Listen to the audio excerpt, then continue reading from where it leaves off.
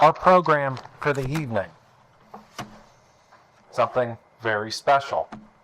And was prompted by our open slide night of last month and Alan's takeover of the event. And we thought, well, gee, we need to do something that's focused around Alan.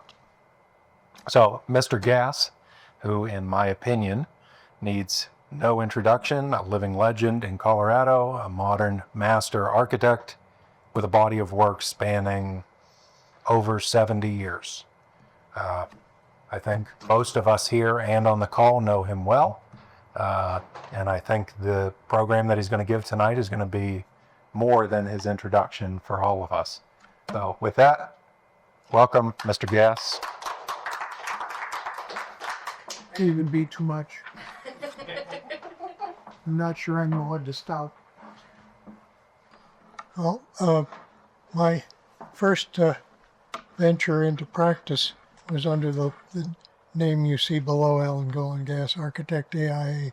That's the stamp I used on all of my projects when I first went into practice, but I later on I shortened it to the 4 initials, and that's actually not the font that I use, but that's okay. My first introduction at Harvard Graduate School of Design to design, and I knew nothing because I hadn't originally intended to become an architect when I entered Harvard, and I blame Walter Gropius for everything. He inspired me. The year I had changed my field of concentration to what was called architectural sciences at that time, was the year that Gropius introduced the first year Bauhaus design course, which was called Design 1. And the first project that they gave us, and this was a class that was made up of undergraduates and graduate students, because I was a senior in college, and there were a whole bunch of students who were graduates of other schools. Some actually had bachelors in architecture who were in our class, and it was a combined class of people intending to go into architecture, landscape architecture, and city planning. And Harvard's curriculum continually has been a collaborative process like that. And in any case, we all were given a 4x4, 12 inches long, and a set of hand tools, gouges and chisels, and a ball peen hammer, and that sort of stuff, files and sandpaper, and said, do something with it. No assignment, just do something. So what you're seeing in the upper left-hand corner is what came out of my experimentation. Later on in the year, I had the idea that maybe we could make a Möbius curve out of plywood, and I figured out a way that we could manhandle the plywood and into that curve. So that was a later project the same year. Go on. And then we graduated from that to a study of the city of Charlestown, which is one of the suburbs of Boston, immediate suburbs. And Charlestown was a big slum, and they're in the process of gentrifying it now. But we did a whole study of Charlestown, of the housing and new housing that could go there, and did a whole series of team plans of different parts of Charlestown. And then we were given the project to design a shopping center for a site which we had designated in Charlestown. This was my own proposal. Next one, please. And later in the second year, one of the projects we had, I'm not showing all my student projects, don't worry. We had a project to do a suburban station for the New York, New Haven, and Hartford Railroad out on Route 128 outside of Boston. And we had been reading about space frame structures, so I decided to design a space frame structure for that railroad station. Next one, please, Josh. And then during our second year, the Graduate School of Design had a program to take all the students in the second year to New York City and to introduce them to architecture in New York City. One of the most significant things we saw was the exhibit of Frank Lloyd Wright called 60 Years of Living Architecture. Was the Guggenheim Museum at that time was in a townhouse on Fifth Avenue, and behind it was a vacant lot. And Frank Lloyd Wright built a display pavilion and a Usonian house, a one-story Usonian house, behind the Guggenheim Museum at that time, and that was really exciting. I mean, all of his original models were there, and models for the Guggenheim and the Price Tower, which I don't think had been built at that time, and and models of some of his houses and photographs, and it was really fantastic. And the other highlight, well, we had another highlight, which was we got a trip through the UN, which of course had just been completed a couple of years ago. So we did that. And then the other highlight, of course, was we got to see I.M. Pei's design for William Zeckendorf's office, the Webb and Knapp Realty Company, which was on the top of 383 Madison Avenue. And we were led on that tour by Harry Cobb, who was I.M. Pei's first partner. Harry was a graduate of the Graduate School of Design. I.M. Pei recruited all of his former students at the Graduate School of Design to enter his what they called Webb and Knapp Architectural Division when I worked for them. It was not, I.M. Pei was not licensed at that time, and they had an associated architect who also had a separate office next to I.M. Pei's in the adjoining penthouse. But in the process, Harry showed us this model of the Mile High Center in Denver, and this was in the Mile High Center when I photographed it, but at that time it was in their office. And I sort of casually mentioned to him that I was from Denver, and I didn't think anything of it. The next summer, I got a call from a Mr. Sink, and I didn't know who the hell he was. He had told my mother that he'd like me to become the assistant for the summer to the supervising architect at the Mile High Center, which was just being built at that time. The tower building was almost finished, and the other two buildings were not even started. We were just designing the paving, but Mr. Sink was Chuck Sink, and some of you may have known Chuck Sink, who was a very prominent Denver architect. And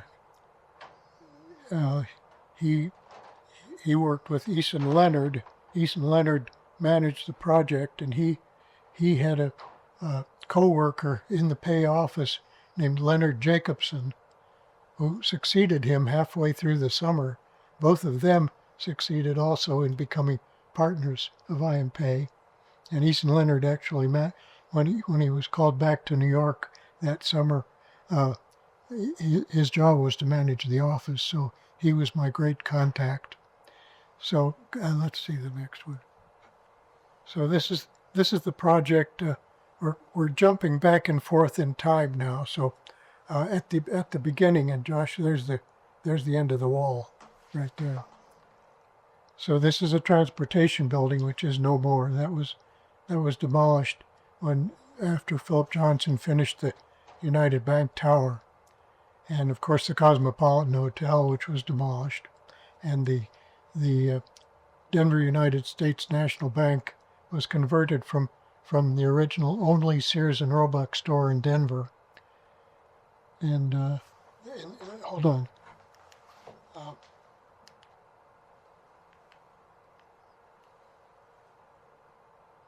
Yeah, what you can see the transportation building there. It was intended to be a transportation center to serve the airport, actually, so a person could go to this center, check his bags, The bags would be sent out to the airport. That was Stapleton at the time, of course. So it was only 20 minutes away. It never became that. It never had a considerable use until finally the bank took it over and put some of their offices in the transportation building. The lower level had a brokerage office and a restaurant, and that changed its life. And the lower level, as you see, had a fountain, and there were a series of pools went along here. I'll show some more pictures. The interior, this was a building directory, which was in the main lobby of the building, and the paving that you see is a poured concrete mosaic material with exposed aggregate in a pattern that was designed by Harry Cobb. That's gone, and Philip Johnson replaced it with granite. Next one, please, Judge. And I'll jump from there to my first project, which was in 1954. I was still in school, and that's my aunt standing up there. She was my client. And that's my father with his automobile, his Hudson automobile. And that was the first project that I did. So it was exciting. I was still a student. I didn't know anything, but I figured it out. Next one, please. And so we jumped to the next project of I.M.Pei's, which was William Zeckendorf's original project in Denver, which was Courthouse Square. This was the site. This was the original Republic building here. It was all the doctors and dentists in Denver were in that building, and some buildings immediately adjacent. Actually, these two buildings here, the Majestic and Metropolitan buildings, those were all the doctors' offices in Denver were in those three buildings. And one of my hangouts right here was the unique camera store. Anyway, I didn't take this picture, of course, but this is the excavation of not only Courthouse Square. Courthouse Square was so named because that was the site of the original Arapahoe County Courthouse, and it was demolished when Denver became a city and county, and Arapahoe County then was just a suburb of Denver. So the Courthouse Square originally was a park until the power structure in Denver decided it had to pay its way, and they bought it and converted it into a parking lot. And then I won't go into the details. I'm going to give another lecture on that. But Courthouse Square eventually is this portion, and then there's Court Place right there, and then this is the site of the hotel. And that was the Center Theater. Let's see the next one now. So this is Courthouse Square as it was originally developed. And there, of course, is the hyperbolic paraboloid and the skating rink. The hotel had not yet been built when I took this picture, but that was the original development. The skin on the May D&F department store was a gold anodized aluminum.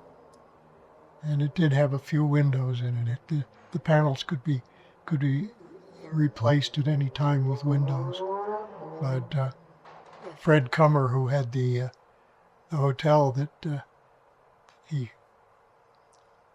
moved into and converted the May D&F department store into, took all those panels off and replaced them with glass and raised the building by 4 stories.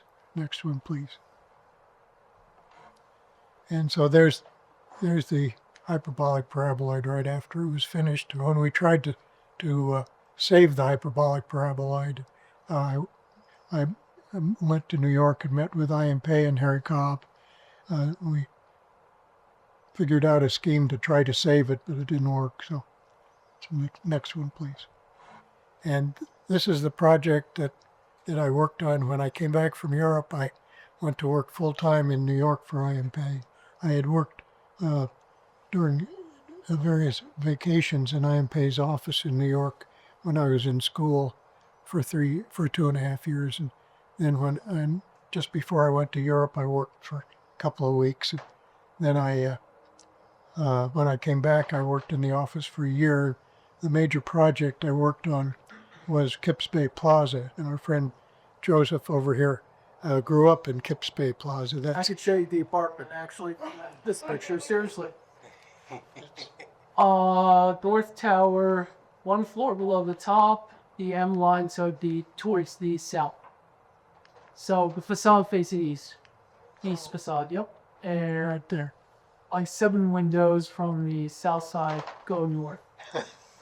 And his father still lives there. And the mobile station is now long gone. And Yeah, it's not there. And, There's a school there now, isn't there, or something? no, NYU has a children's program. Oh, yeah, okay. And you can see the detail. This was IMP's first cast-in-place project, so it was a big experiment, and we actually cast a sample bed of one of these window units on an urban renewal site up near Lincoln Center. And Fred Severett, who is the structural engineer, gave IMP the idea of casting this in place. The original idea was to build these buildings the same way the hotel in Denver was built, with precast units hung on a cast-in-place concrete frame. And Severett said, that is going to be way too expensive, and I have a way that you can actually cast this project in place. And everybody at the table, I was a fly on the wall, but I was there. And everybody said, no, you can't do that, Fred. And he said, yes, you can. And I can guarantee you we can cast that concrete as smooth as this table. And he was pointing to a gray Formica table we were sitting at. And it turned out, yes, and IMP did, as you know, a great deal of cast-in-place reinforced concrete. Let's do the next one. And then I came back to Denver when that project was already in working drawings. I wanted to come back, and I'd worked for Jim Sudler before when I was in school. He was the first architect I worked for, and he and Rod Davis had formed a joint venture, Fisher and Davis and James Sudler Associates, to do the Denver Courthouse and Federal Office Building. It didn't have a name yet for a long time. And I worked on the design with Rod Davis and Jim Sudler. I was the first employee on this project, actually. And you can see that the form of the office building, if you know Joe Ponte's building in Milan for the Pirelli Tire Company, this building is a ripoff. So Jim had a long history with Joe Ponte, needless to say. In any case, Mike, I had 2 contributions to the design. One was this screen over the main entrance to the courthouse, which was my design, and then there was another pool and a circular column with a cap on top of it, which was the entrance to the office building, but it got demolished. It's no longer there, but the screen is still there. Next one, please. And then while I was working for Jim, he had a house to do for the president of Van Schauken Company, which at that time was the largest real estate company in Denver. And he and his wife, well, his wife was a descendant of the founder of the Colorado National Bank. Her name was Mary Coons, but interestingly enough, she happened to be Tom Knowles' brother-in-law. She was married to Henry Van Schauck Jr. She divorced Henry and married Tom, and they had 3 kids together, and they wanted to move out of their house and country club and hired Jim to do this project. And Jim laid the project on me and said, do it. And so I did. And so Falkenberg Construction Company did it. It's in the Polo Grounds, but it's unrecognizable now. It's been totally cannibalized and made. Originally I thought it was a huge house. It was 6,000 square feet, and they made it into a 13,000 square foot house. The exterior finish is fake plaster, So you can't recognize it anymore. So, and then in that process, on my spare time, I had been contacted by a developer in Denver who had a site at 29th Avenue and Forest, and he wanted to do a housing development there, and so I had the idea of doing a development like this. We spent a lot of time doing it, and then it turned out he'd hired several architects to compete with each other to do the project. One of them was Bill Mucho, as a matter of fact. He never did any of it. The ultimate project was done for a church group in that area, and it was done by Gene Sternberg. So, but Sudler got wind of my doing this project. He said, "Alan, it's about time you went out on your own." So This is the one. out the door I went. That time I was about to be married, and I was building my house, so I had to do something. So let's see the next one. And there's the house. There it is. There's the foundation being prepared. And that's City of Brest Park right there. And Cherry Creek is right next to it. And there used to be a sand pit over there. And it was not anything to see. But I'll talk about the house later. But this is the way it was a while ago anyway. Next one, please. I don't want to dwell on this. And my first real client was a friend of the family, and they had 3 kids, and they had a site out in Cherry Hills. And when they showed it to me, I said, "Well, there's nothing there," and there really wasn't anything there. This is one of the first houses. This is off Mansfield and South Dahlia Street, and we had a lot of false starts in the bidding. We had several contractors bidding it. Finally, Clyde Madden, who was the lead carpenter on Arapahoe Acres and had become a contractor, gave me a bid on the house that they could accept. And so he did this house, and then he also did my house. So next one, please. Then my first major project in Denver was the World Savings Building, which is really just a facade. The top 2 floors were empty. The World Savings wanted this corner, and they were willing to go with anything. So a developer, who happened to be a relative of a friend of mine, gave me my first significant commission downtown, and we put in three or four more shops. There, you see the Corey Jewelers, and then there was a restaurant and a shoe store and a candy store on that facade. And I used the same material that we used on the Hilton Hotel to be compatible. Of course, the YWCA is no more, and that's no more. That's where the Denver Pavilions is. Next one, please. Then Sudler asked me. We were still in conversation, but so the State Highway Department had started this project to replan the transportation systems for Denver. It was called DMATS, Denver Metropolitan Area Transportation System. And they had this system all planned out, and they found that the federal government, in order to finance any of the projects, required them to have a Citizens Advisory Committee. And Jim had been asked, he was president of AIA Colorado at that time, asked me to represent the AIA on the Citizens Advisory Committee. And lo and behold, I found a couple of friends of mine also on the committee, and we took a look at this, and it proposed a freeway. The red are freeways. That's the Skyline Freeway going right through in front of Union Station, between what is now Larimer Square and Union Station. Would have cut off all of Lodo.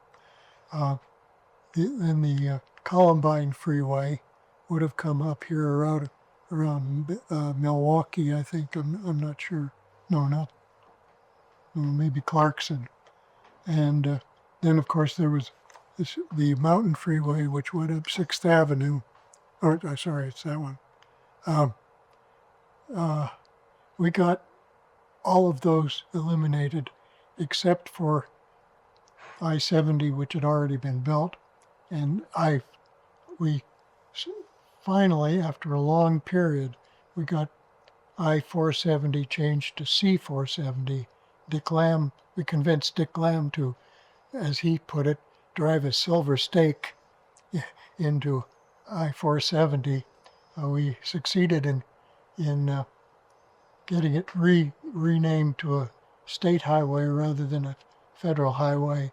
And the federal money that came out of that project built the 16th Street Mall.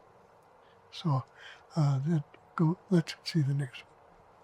And I should have put this one before, actually, but this did come afterwards. I was out, Rod Davis, who's right there, was president of the Golin Chapter of AIE in the next year, and he asked me to chair, that's me, believe it or not, to chair the Urban Design Committee to advise the Downtown Denver Master Plan Committee on a new plan for downtown. And we came up with 5 different schemes, which we were not allowed to finish because at that point the movers and shakers of Denver got together and they made a trip to Minneapolis and they saw the Nicollet Mall in Minneapolis that Lawrence Halpern had done, and they decided that they were going to do a different plan. We had proposed closing 16th Street to vehicular traffic and either running the traffic below or running a bus through a tunnel below 15th Street to take the traffic. They thought that was the stupidest idea they ever heard of. So that was this whole project. We also proposed. We thought that the existing auditorium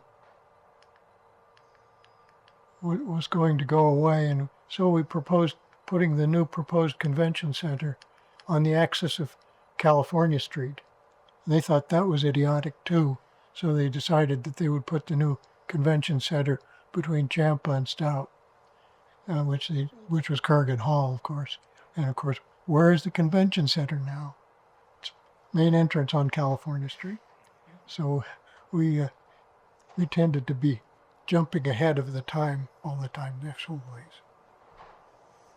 Then my partner, Bob Gay, had worked with me in the Sudler and Davis office, and we got together. And he had a lot of contacts in Sturgis, South Dakota, and this was before the bikes came in. But we actually did the courthouse, the Meade County Courthouse in Sturgis, and two small schools, which had 4 classrooms each in different parts of town. As you see, the town was not very well populated. And then the First Presbyterian Church had to have a new building. We got that to do. This was my first scheme. They rejected that. We did another one in the meantime, but I won't bore you with all that. This was the final scheme that we came up with for that church. That's the way it is now. Next, please. And then because of our good contacts, we got a whole series of schools to do at Ellsworth Air Force Base outside of Rapid City. This is the Carousel School, which was actually the idea of the superintendent, but he didn't know what he was in for.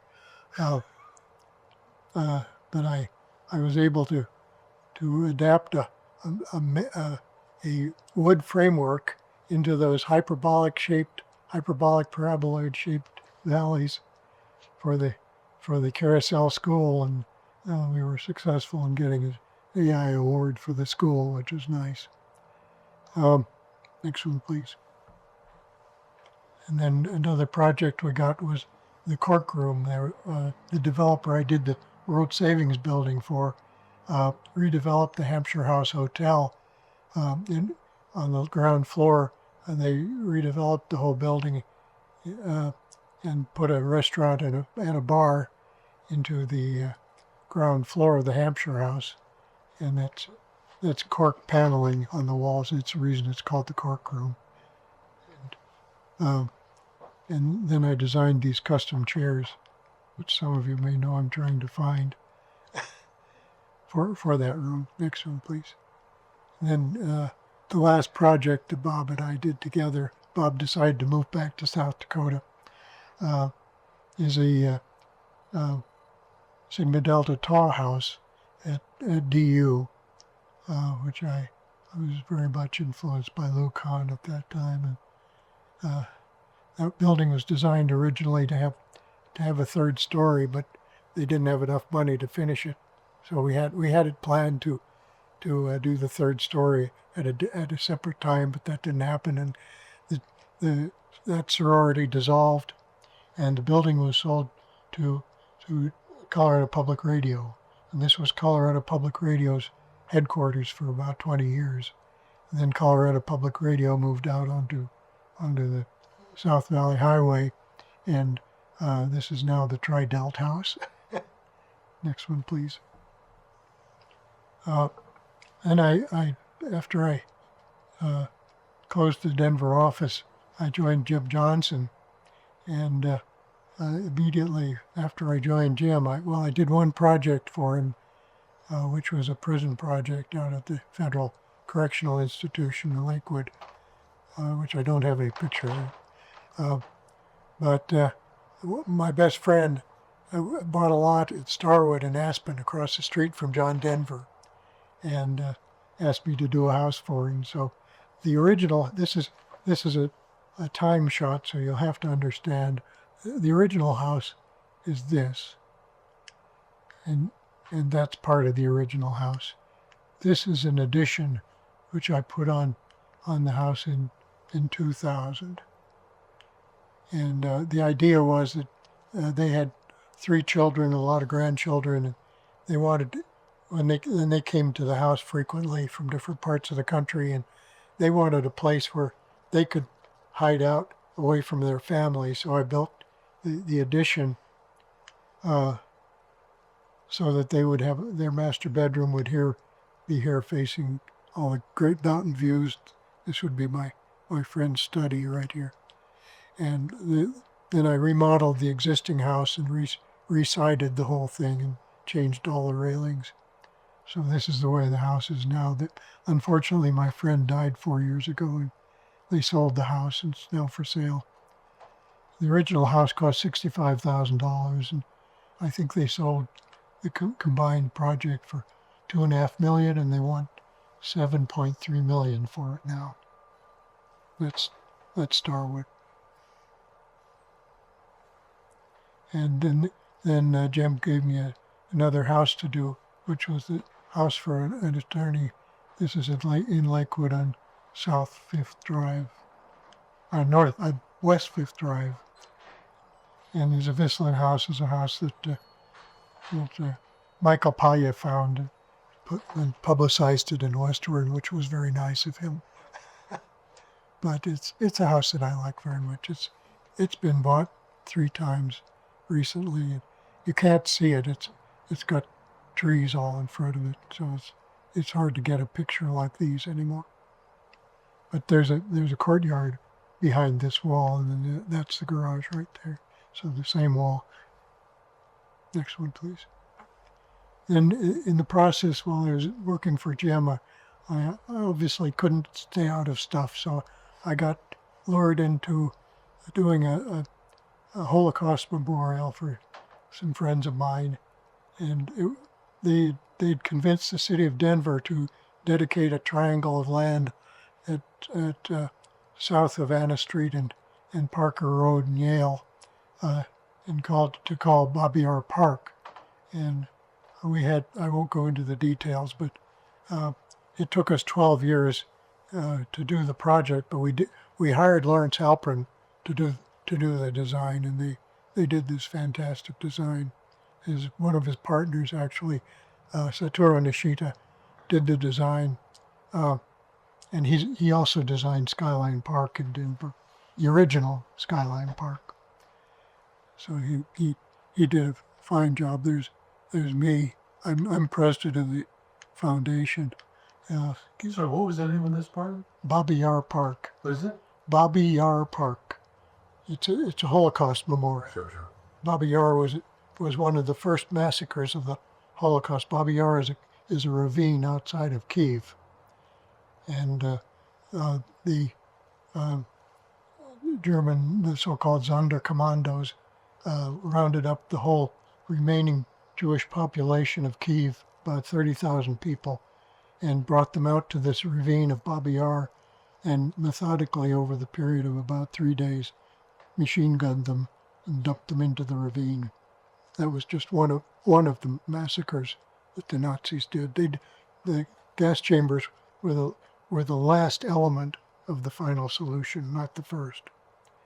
So the elements, as you see at Bobby Yar, there are 3 elements in the Star of David path, and the Grove of Remembrance has a fountain in it, and then this is a bridge that is a mixed metaphor because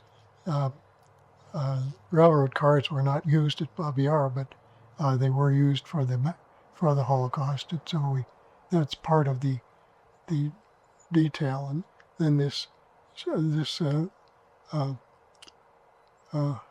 amphitheater. Give me the next slide, please. Yeah, you enter actually. That's me before the stones were engraved, but that's the finished entrance to the park right there between the 2 memorial stones, and then you enter on this path. And this is an amphitheater where we have a number of events during the year. Next one, please. And then Jim had been working with a developer named Lee Stubblefield he had done all of the working drawings for Villa Italia and Cinderella City shopping centers. And Stubblefield had some property at Perry Park near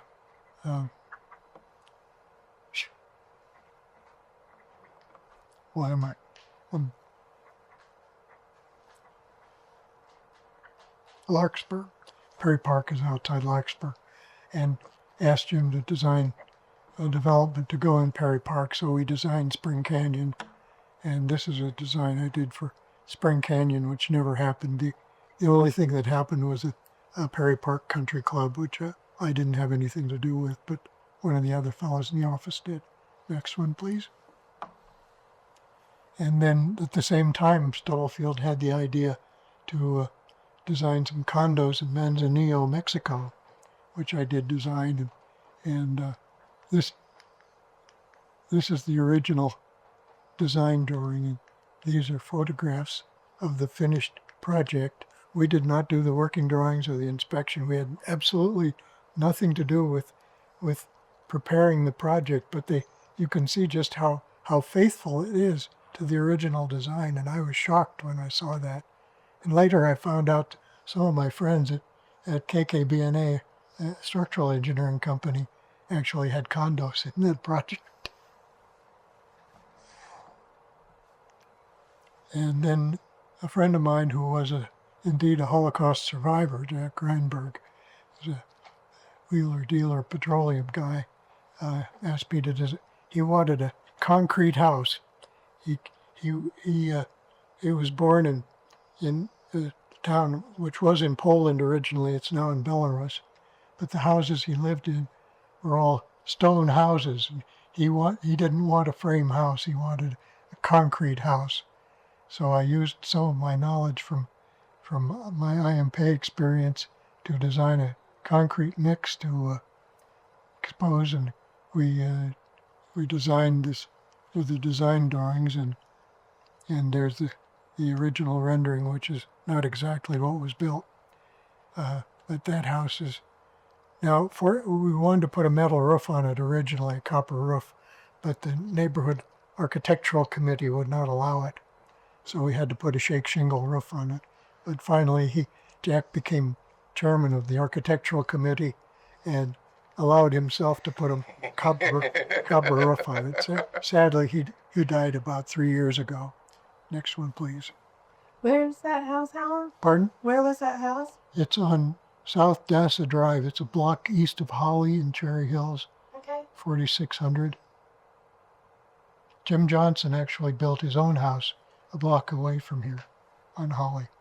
Then when I left Jim Johnson, I was asked by John Anderson to do a study on solar energy to see what could happen. He'd stuck his neck out.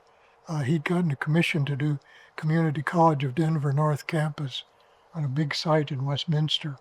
And this was in 1972-3, and the Arabs had just cut off the oil, and Public Service Company announced that they couldn't guarantee that any new projects built in Colorado would have gas. So, out of the blue, the firm at that time, John Anderson's firm was called ABR, Anderson, Barker, Rinker, and there were four partners, Anderson, Barker, Rinker, and Seacat, and they hired me to do the study of what was known for solar energy. John had stuck his neck out and said, "We're going to do a solar heated building." He didn't know what he was talking about. So I put together this loose leaf library of everything that was known about solar energy at that time. And almost anything that we could do would have to be a water-cooled series of collectors. And what we did, we found a mechanical engineer named Frank Bridgers in Albuquerque who had actually done a solar-assisted heat pump building. And we found that he was very confident that he could do a 300,000 square foot building using the same system that he used on his own office. And at that time, of course, the technology of solar collectors was barely known. There were a few collectors. These were all water thermal collectors. Most of them were made in Israel. The Israelis were, they were heating domestic hot water with solar collectors. And here we had this gigantic project that we were going to do. And so it fell upon me to get with one of Bridger's engineers, and we put together a specification, sort of a quality style specification of what these collectors should do, and we had no idea what size they would be or what the configuration would be. And of course, we'd already designed where the collectors were going, so we had that space known. The company that was a successful bidder was a sheet metal company in Texas, and they designed these gigantic collectors. We thought they'd be something like 3 feet by 6 feet or something, but this one is like 20 feet high. So that would put 35,000 square. Let's see the next slide, please. Put 35,000 square feet of collector on the building. As you see, that's the original building as it was. Later on we had to add a center for the disabled right there at the end, and I designed that. But it's the main entrance to the building was right here. They've added on a lot of buildings in front, and you can't really see the original building, And finally, right after I came back to Denver in '93, the director of the state colleges, I went to see him just to talk about getting some work from him. He said, "Alan, we're taking the collectors off. This is now what's called Front Range Community College." Next one, please. And then we had a commission to do 2 elementary schools in Aurora, Yale and Jewell Elementary Schools. And as you see, they have solar collectors, and that's Yale, and that's Jewell, and they're mirror images of each other on different sites. Obviously, one on Yale Avenue, one on Jewell Avenue, and this is the Learning Materials Center in Jewel and the Yale Elementary School. We just let it all hang out just like we did in community college. Next, please. Then the next commission we got was this building for what was originally called Dairyland Insurance, and they were a branch of Century Insurance with headquarters in Wisconsin and Scottsdale. And they were parking their cars all over the area. They owned an empty lot next to their original building, which I didn't show you a picture of it, but the all aluminum building here covers up their original all brick building, which was a split level building, a very awkward building, and I had to figure out what to do with that. In the meantime, they made it clear that they wanted to build on the parking lot, their office space, so they could build a practically open, altogether open space with a column spacing of 60 feet. And they took me down to their office in Scottsdale to show me. And I had to duplicate the base spacing of their office in Scottsdale in the new building on the corner of 4th and Broadway. And so the existing building was then turned into their coffee shop and their shipping room and their mail room and all the services for the office space, which was just totally clear space, as you see at the lower picture. And then I linked them with that arched link with the skylight in it. And then I configured that the entrance is right where the skylight, the link is, and then I configured a little open space outside, which this is now Kurt Ventress's office, incidentally, if you don't know. And he's enclosed the courtyard and also enclosed part of the parking space and put his bottle display area in there in this main entrance. But I used some of my ideas on exposed concrete for the columns. As you see, those are exposed aggregate columns. Next. And then another commission we got was the Western Area Power Administration in Boulder City, Nevada, had a operations and maintenance building, and they were not allowed to build their offices. This was a gigantic power distribution yard. You could see the power distribution structures back there. It was probably 500 acres of these power distribution devices, and they were allowed to expand what they called their operations and maintenance building, but they weren't allowed to call it an office building. So I had to take this existing building, which is the pop-up you see in the back, and I added on to it and enclosed the whole thing, made it all one building, and then put a little teeny courtyard in the middle with a wooden screening to screen, and it was really a nice secluded place to have lunch, as you can see. Unfortunately, that building, about 6 or 7 years ago, they were not using it anymore. They were considering what else to do. They found there was so much asbestos in it that they couldn't economically reuse the building, and they demolished it. So it's gone. A lot of my buildings are gone. Makes them. And then got a commission to do a series of 3 additions onto Evergreen Middle School, or it's now Evergreen Middle School. It was Evergreen Junior High. It was originally done by Lamar Kelsey. It's from Colorado Springs, and this what you're seeing is the 3rd edition, which is a general purpose room and a sort of outdoor amphitheater area that I did. Obviously, it exposed concrete again. That's next one, please. And then one of our commissions was the original design for the Solar Energy Research Institute, which is now interim National Renewable Energy Laboratory. And I did not design this building. We had a three-way partnership with Caudell Rowland and Scott and R&L. And this building was designed by Paul Kennan, who is the president of Caudell Rowland and Scott. But this was the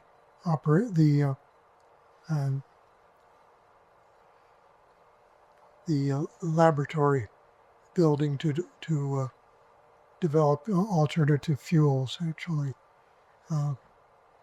And it has exposed concrete, obviously. I was the I managed the production of the building, actually. That was my purpose. Let's see the next one.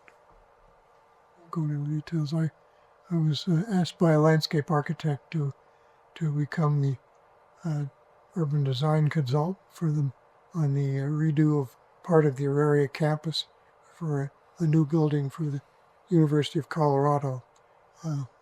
And I designed this project. I only got as far as a mass model and this plan, but they then wanted to do a competition for the not a competition, actually, just a series of proposals for this building. And unfortunately, we didn't get the project. So we had teamed with Bill Macho, and even so, George Hoover and Carl Berg got it.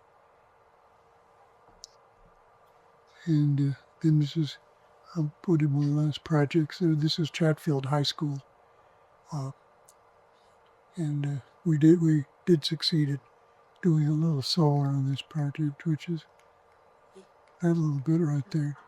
But this was about a $13 million high school, and as you see, we used the reinforced concrete columns again, and the sandblasted concrete block, which we had used on community college, we used to this project. So it had three skylights. That's the library, actually, and that's the main entrance, which is a bridge across the library. Looks right. And when I sold my interest in Anderson Architects, and we had a big depression at that time, if some of you may remember, in the beginning of the 80s. There was the oil panic that we had, all of the office buildings going fallow in Denver. And so I joined an office in New York City, the office of Lee Pomeroy, and he was in the process of doing this new building for a Swiss bank corporation on land that was owned by Saks Fifth Avenue. That's Saks' Fifth Avenue flagship store right there. That's Saks, and of course this is Rockefeller Center. It's St. Patrick's Cathedral right next to it. So it's enclosed. The project is virtually enclosed by landmarks. And in New York, every project that goes into the ground has to be blasted. We had to have special permission not only to take the air rights from the existing Saks store and pile them on top of this really very, very narrow lot to make a 20-story building. And then we had to have a special permission and special arrangement to blast to get the foundations in. And it was just, I can't even describe it. It was so awkward. Next one, please. And then the other project I did with Lee was the renovation of two landmark buildings at City College of New York, which is in Harlem. And this building was originally Compton Hall. It is Compton Hall. It was originally the boiler house, and the building next to it, Gothel's Hall. They were connected was originally the library, and they were now looking for new uses, and they decided they would make a new arts center for the community, for the City College of New York, and I got that had that job to put together, and we put art studios in Compton Hall and made Courthouse Hall a center for art and dance. And this is one of the corridors in Compton Hall with the reinforced fiber concrete column covers it. I tried to give a little sparkle to this very dingy place. So, and then when I came back to Denver after that, except I didn't. I went to Aspen. I went to work for Harry Teague. Jody Schoberlein, who was on the Zoom, Jody followed me into the design office for Harry Teague's design office for Harris Hall in Aspen, and this was another blasting job. We had to blast rocks out 30 feet below grade. This hall sits next to the music tent in Aspen, for those of you who are familiar with the tent. So the hall seats 500 people. Below this is just a lobby that you see on the ground level. And the hall actually is configured inside a shell which we built over one of the worst winters in Aspen, and Jody supervised the construction portion of that part of the hall as project manager. And that hall is now, it's 40 years old last year. And then I came back to Denver and I joined Cab Childress.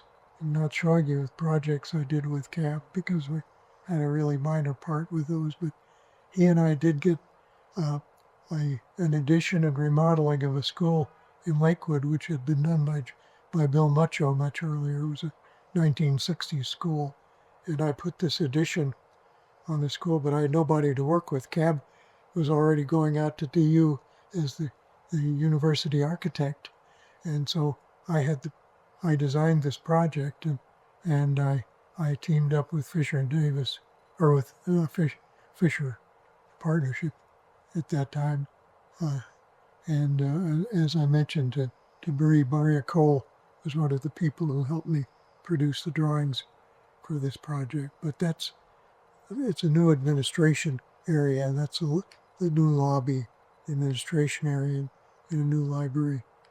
This is the extension here. The library is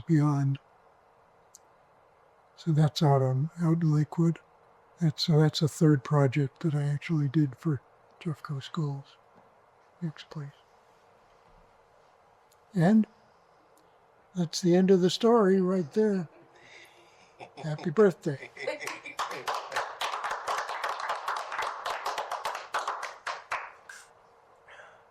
Well, thank you, sir. Any questions? I had a question. When you were going to Harvard, what other fellow students went on to their own careers that we don't know about? Well, there were a few. Actually, there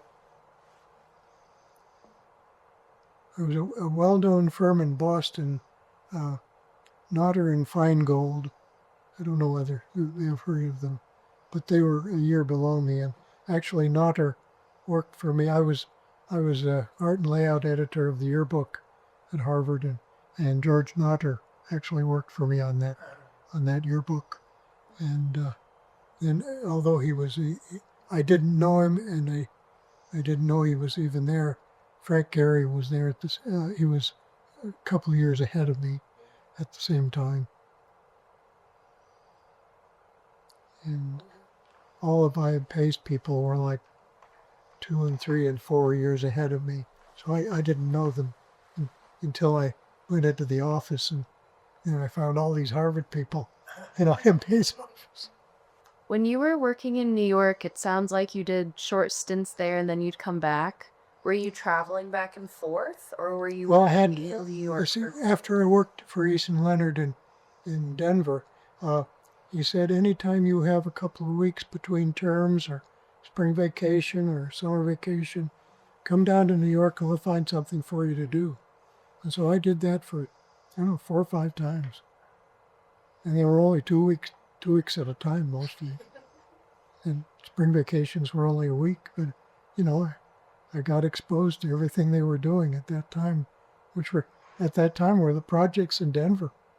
Alan, you mentioned that blaming Walter Gropius for getting you started in this whole business. Yeah. Could you tell a little bit more about No. that meeting? Because I want you all to buy a copy of the Denver Architecture Foundation's guidebook, and I've written the whole story in there. Oh, that's a good plug. I don't know if this is in that book, and I have the book already. Does that count? Yeah, I can ask the question. So how did IMA become involved with Colorado in the first Well, place? I'm going to give a lecture on that, actually. Okay, the abbreviated version. There is an abbreviated version, Okay. but there was a developer here in Denver named B.B. Harding. B.B. Harding was a character. I knew him. My father introduced me to him, actually, in the bar at the Albany Hotel.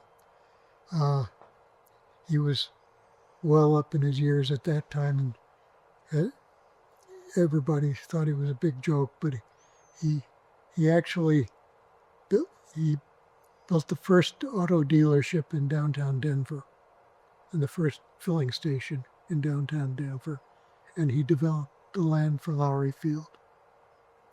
So he really did have a significant part in development in Denver. He had met Zeckendorf briefly. I don't know how, but he appeared in Zeckendorf's office unannounced, as far as I was told. And Zeckendorf tells a different story in his autobiography. But he said, you've got to come to Denver and develop Courthouse Square. So Zeckendorf said, what are you talking about? So Harding told him about this fantastic piece of land in the center of Denver that is just waiting for a development, and somebody like Zeckendorf who knew how to do it. And Zeckendorf, by that time, it was a legend in the real estate industry because he'd taken a whole bunch of slaughterhouses on the east side of New York and sold them to John D. Rockefeller, who gave it to the United Nations. All of a sudden, William Zeckendorf's name was known around the world. So he started a couple of projects. One was at the project in Montreal, but that was a little later, regardless of what Harry says. Zeckendorf came out here, and the city had put Courthouse Square up for bid, for auction, and it went through 2 or 3 series of auctions, and all of the movers and shakers in Denver were involved in bidding for Courthouse Square. And Harding, working for Zeckendorf, was able to get the land for Zeckendorf. That's a short story. In the meantime, with all this stuff was going on, and Zeckendorf was flying back and forth, he was getting nothing for his money. So he found another site on 17th and Broadway that he found he could develop right away. And he cajoled Claude Betcher to come in with him and develop the site for the Mile High Center. And so the Mile High Center got built before Courthouse Square because of the difficulty in arranging for the purchase of Courthouse Square. And Claude Betcher later pulled out of the Mile High Center when he found out that the Tower Building was not going to be built out of concrete because he owned Ideal Portland Cement. And then, of course, it was a steel building because it would go up faster. It was more economical. But the steel at that time had to be fireproofed with concrete. And there was almost as much concrete used in the steel fireproofing and the slabs as if it were a concrete building. So that's a short story. Interesting. Yeah, it just seems like such an odd partnership to be in Denver because Denver, especially at that time, was not on the map. Countdown. Yeah. At that time, however, the Denver Club was being built. So Mile High Center and the Denver Club went up simultaneously. And they were in a race to see who could top out first. Yep. And oil. And some people hated the Mile High Center because they didn't like that black building. And then oil was starting to be. The Murchison brothers were oil millionaires from Dallas who built the Denver Club. Interesting. What do you have any gossip about how that glass atrium of the Register building touches Mile High Center? And I have always Well, heard there's no gossip. I mean, that's Philip Johnson's ego. Well, that's what I've always heard is Phil Johnson was Of course. like Yeah, this, nothing. Sure. I mean, he destroyed I.M. Pei's Plaza, took out all the pools and fountains, and it's not that it isn't nice. It's an abomination. If you had to pick one project, Alan, what was your favorite? I can't. I mean, there are things I like about most of the ones you've seen. And I was just thinking, I was at a reception earlier with Jeannie Gang.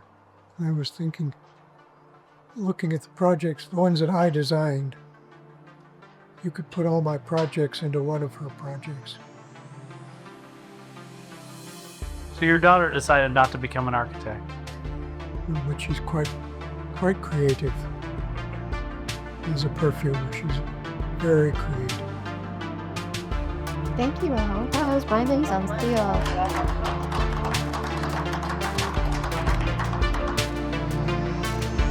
Well, can I hear a motion to adjourn? Second? All in favor, say aye. All right, meeting is adjourned. And there'll be more information to come out about next month's meeting. As Bree said, it will be off-site, so it should be fun. We'll study Gene Sternberg's